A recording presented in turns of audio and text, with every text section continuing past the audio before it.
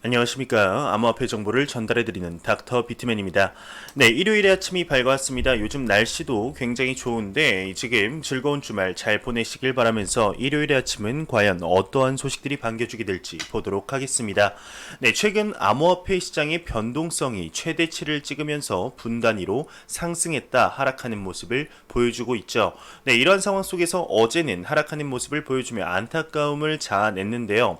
네, 하락을 해서 그런가요? 선물 시장에서 기관 투자자들 또한 숏 포지션이 우세하다고 합니다. 네, 단기적으로 하락을 점치는 거겠죠. 참 안타까운 소식인데 한번 보도록 하겠습니다. 네, 미 CFTC 주간 보고서에서는 기관 숏이 지금 우세하다, 비트코인 하방 압력이 가중되고 있다 언급을 하고 있습니다.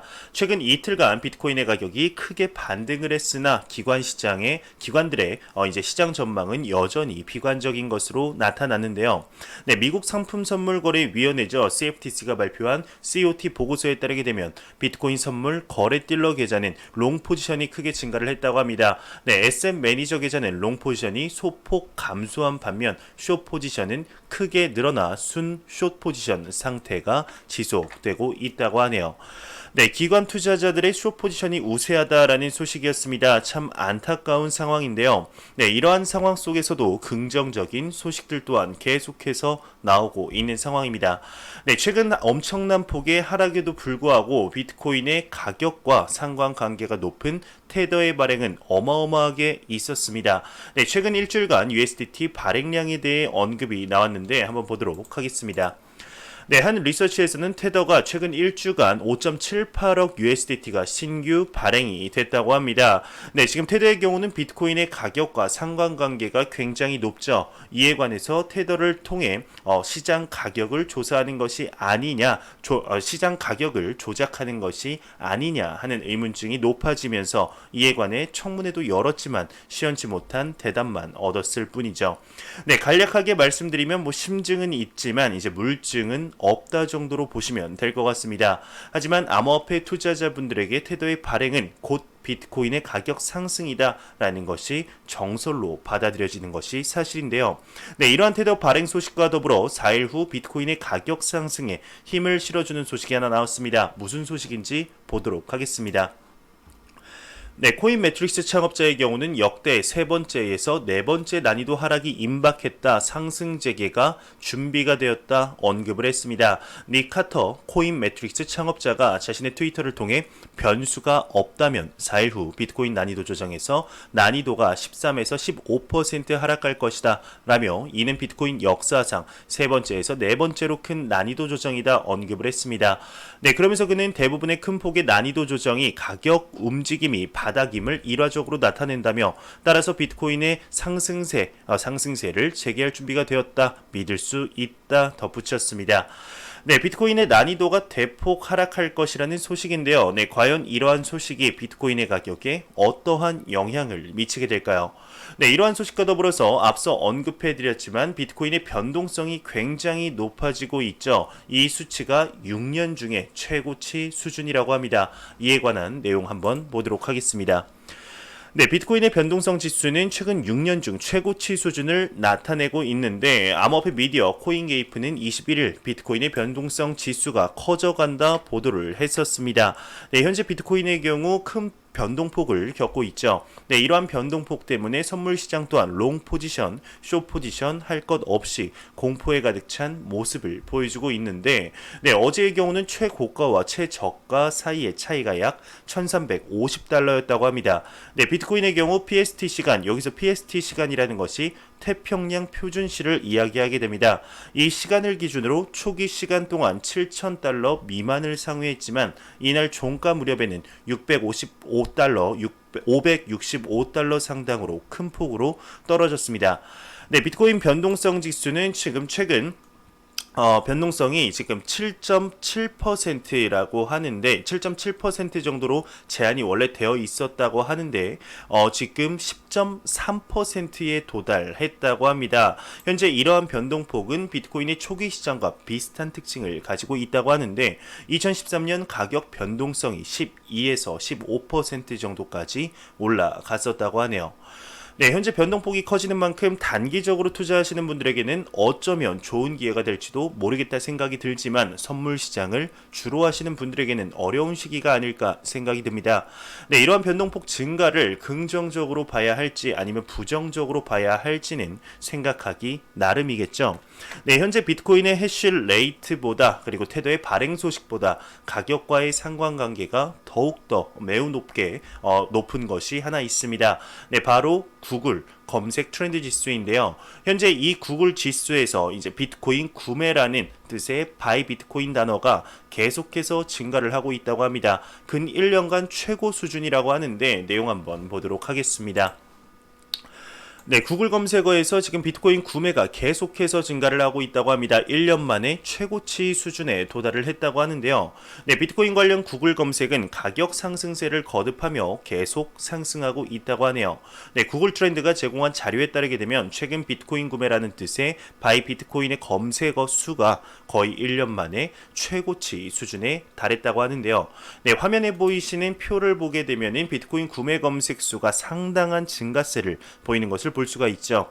제 개인적인 생각으로는 이러한 증가의 원인으로 이제 현재 비트코인의 가격 급락과 더불어 저점 매수를 위한 움직임이 증가했다라는 이유와 다가오는 비트코인 반감기에 대한 영향이 아닐까 생각이 듭니다. 네, 이러한 상승세의 경우는 지난 목요일에 암호화폐 시장에 패닉을 만든 반토막 이후 발생을 했다고 합니다. 바이 비트코인 검색이 바이 골드, 즉 금 구매보다 훨씬 높았던 것이죠.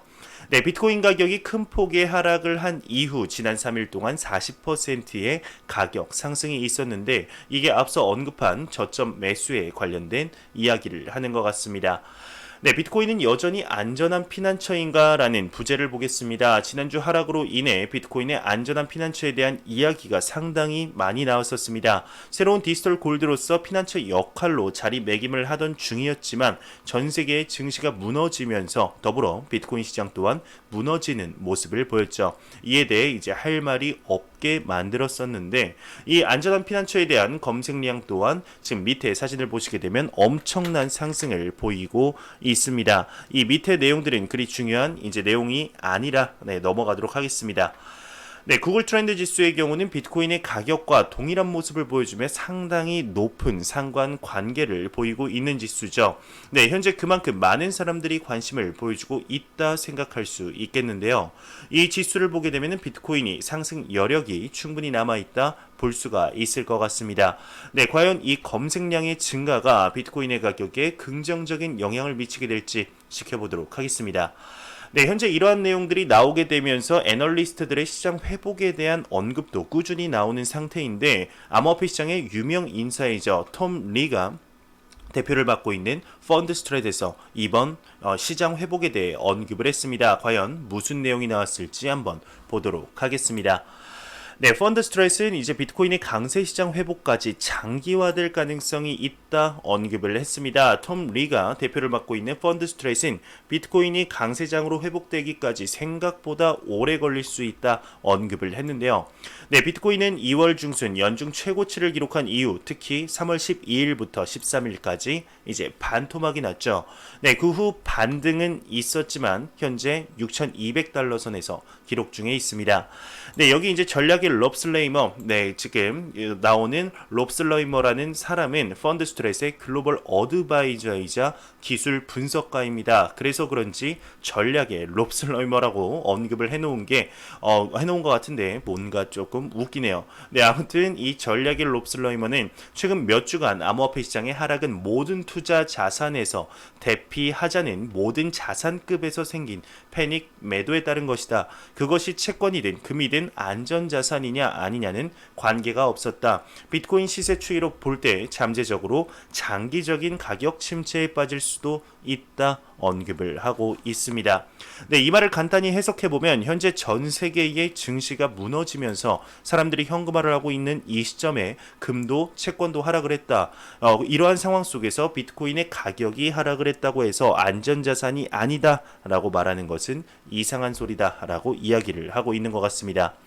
네, 이 롭슬레이머는 비트코인의 가격이 200일 이동 평균선보다 높은 수준을 유지하고 있는데 이것이 향후 지지선이 될 것이라고 언급을 하면서 이것은 비트코인뿐만 아니라 대부분의 자산에도 해당되는 말이다 언급을 하고 있습니다. 이 평가는 역사적으로 봤을 때 2015년, 18년에도 해당되었던 말이다 이야기를 하고 있는데요. 네, 장기적인 시간이 필요하다 언급을 하고 있는 것 같습니다. 네, 최근 말도 안 되는 반토막 하락의 가격이 언제쯤 회복할 것인가 많은 얘기가 나오고 있죠. 이제 얼마 남지도 않은 비트코인의 반감기를 앞두고 이러한 상황이 펼쳐지니 반감기에 관해서도 이런저런 이야기가 나오는 상태인데요. 네, 과연 비트코인의 가격 회복 시기가 언제쯤 될지 또 반감기가 상승 재료로서 충분한 역할을 하게 될지 지켜보도록 하겠습니다. 네, 이러한 소식과 더불어 매일같이 나오는 리플 XRP에 관한 내용이 오늘도 또한 나왔습니다. 페이스북의 CEO 마크 저커버그의 누나로 알려진 랜디 저커버그의 경우 XRP에 관한 관심을 이야기를 했는데 과연 어떠한 내용을 언급했을지 한번 보도록 하겠습니다. 네, 랜디 저커버그를 인용해 리플 XRP 아시아를 중심으로 향후 2년간 본격적으로 성과를 거둘 것이다 언급을 했는데요. 네, 리플의 임원은 리플이 향후 몇 년간 대규모 계획을 세우고 있다고 합니다. 네, 마크 저커버그의 누나로 더 잘 알려진 랜디 저커버그의 경우 리플에 대한 주목할 만한 말을 SNS에 게재했다고 하는데요. 네, 이 말의 경우는 리플 제품 시니어를 맡고 있는 애쉬 빌라의 최근 인터뷰 내용을 이용한 것이라고 합니다. 네, 밑에 트위터 내용을 보시게 되면은 랜디 저커버그가 이렇게 언급을 했습니다. 네, 앞으로 2년 뒤면 리플은 정말 본격적으로 성과를 거둘 것이다 생각한다. 세계 질서는 블록체인 기술을 이용해 재편된다. 특히 아시아가 선두를 달릴 것 같다 언급을 했습니다. 네, 이런 발언에 빵형 또한 트위터를 통해 이에 동의함을 표했다고 하는데요. 네, 빵형의 경우도 최근 CNN과의 인터뷰에서 리플사가 국경을 넘는 지불을 넘어 다른 산업에 틈새로 진출할 수 있다고 이렇게 밝혔습니다.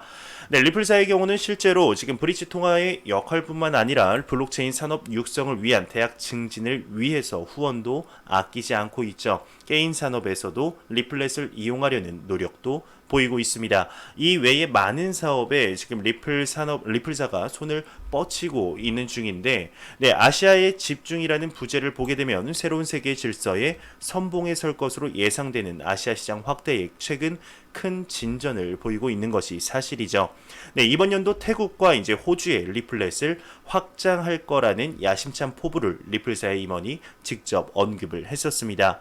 네, 말뿐만 아니라 현재 직접 보여주고 있는 리플사의 모습, 사업 확장을 눈으로 볼 수가 있는데요. 네, 파트너십 또한 이러한 국제 증시의 침체에도 굴하지 않고 하는 모습을 볼 수가 있죠.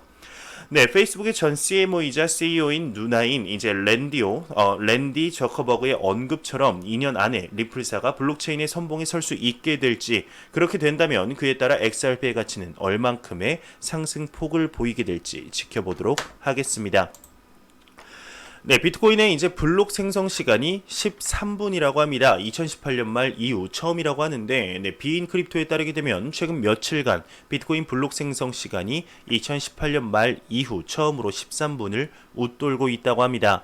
네, 블록 생성 확대는 비트코인 가격 급락과 관련이 있을 수 있지만 정확한 이유는 불분명하다 미디어는 설명하고 있는데, 비트코인 해슐레이트도 최근 몇 주간 급락을 했고 이번 달 해슐레이트는 40%가량 하락을 했다고 하네요. 네, 테조스의 설립자는 이제 ICO 투자 소송 2,500만 달러에 합의를 했다고 합니다. 네, 20일 이제 여기 뉴스에 따르게 되면은 테조스 설립자가 2,500만 달러의 ICO 투자자 소송 합의를 하기로 했다고 합니다. 2017년 여름 테조스 설립자 브라이트만 부부는 ICO를 통해 2.32억 달러를 모금했는데 이후 투자자들은 블록체인 프로젝트가 지연되고 기대한 만큼의 수익을 거두지 못할 수 있다고 우려하기 시작을 했습니다. 네, 브라이트만 부문 같은 경우는 ICO는 투자 계획이 아니며 투자자들에게 테조스 토큰을 제공할 의무는 없다 이렇게 주장을 했는데, 이에 투자자들은 자금 조달을 하기 전 미 증권거래위원회에 신고했어야 하며 그들이 지불한 비트코인과 이더리움을 환불해달라 요구 소송을 걸었었습니다. 네, 4개의 집단 소송이 제기된 이후 이제 하나로 통합이 됐고 2018년 말 해결을 위한 협상이 시작이 됐는데요.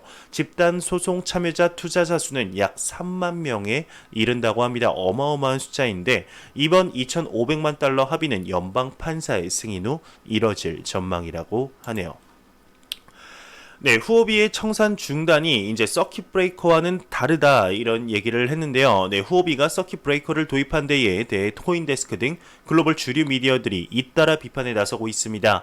네, 이에 대해 후오비 측은 미디어들의 오해라며 거래는 중단되지 않는다라고 해명을 했는데, 네, 후오비 측은 우리의 시스템은 전통 금융시장의 서킷 브레이커와는 다르다며 서킷 브레이커라는 단어를 사용하기는 했지만 실질적으로 청산 가격과 시장 가격의 차가 지나치게 커졌을 때 청산이 중단되는 것이다 이렇게 언급을 했습니다. 네, 안 보고 가면 섭섭할 크립토 공포 탐욕 지수 보고 마지막으로 마무리하도록 하겠습니다. 지금 공포 탐욕 지수는 전날과 같은 9포인트를 기록을 했습니다. 시장의 극단적인 공포 상태가 지속이 되고 있는데 이 지수는 0이면 공포, 100이면 낙관으로 보시면 될 것 같습니다. 9 정말 낮은 숫자이죠. 이 공포 탐욕 지수 같은 경우는 유동성, 거래량, SNS 언급량, 설문조사, 비트코인 시가총액 비중, 그리고 구글 검색량 등을 기준으로 산출된다고 하네요. 네, 9포인트 참 높지 않은 정말 낮은 지수인데 3월달이 마무리되기 전에는 다시 한번 한 50 정도까지만 회복되는 시장 상황이 찾아왔으면 좋겠습니다. 네, 제가 준비해온 소식은 여기까지입니다. 마지막으로 코인마켓캡에서 가격 보고 마무리하도록 하겠습니다. 네, 코인마켓캡에서 가격 보고 마무리하도록 하겠습니다. 네, 메이저 탑10 코인들 전반적으로 한번 살펴보겠습니다. 지금 비트코인의 경우는 4.65% 하락하며 777만원대, 네, 이더리움이 5.5% 하락했네요. 16만 6천원대, 리플 XRP가 5% 하락하며 다시 200원대, 100원대로 돌아왔습니다. 네, 테더의 경우는 0.05%, 네, 거의 가치가 고정된 코인이니 가격 변동이 거의 없겠죠. 나머지 코인들의 하락으로 인해 시가총액 4위까지 껑충 뛰어 올라온 모습을 볼 수가 있겠습니다. 네, 비트코인 더미넌스 같은 경우는 65%로 암호화폐 시장에 매우 강력한 비트코인의 시가총액 점유율을 볼 수가 있겠네요. 네, 제가 준비한 소식은 여기까지입니다. 영상이 도움이 되셨다면 구독과 좋아요 그리고 광고 한 편만 처음부터 끝까지 시청해 주시기 바랍니다. 이 채널은 오직 광고 수익으로 운영이 되게 됩니다. 항상 영상 시청해 주시는 시청자분들, 구독자분들 너무나 감사합니다. 저는 다음 영상으로 찾아뵙도록 하겠습니다. 지금까지 닥터 비트맨이었습니다. 감사합니다.